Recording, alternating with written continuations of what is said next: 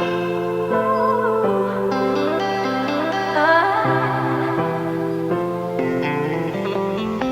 guys, welcome back.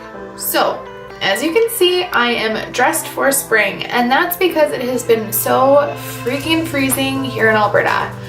I can't wait for warmer weather, so I'm thinking happy thoughts, I'm thinking warmer weather makeup, and here we have it.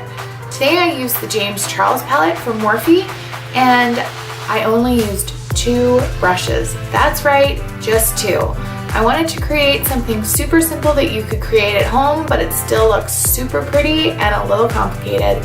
So if you'd like to see what I did, then stay tuned and keep watching.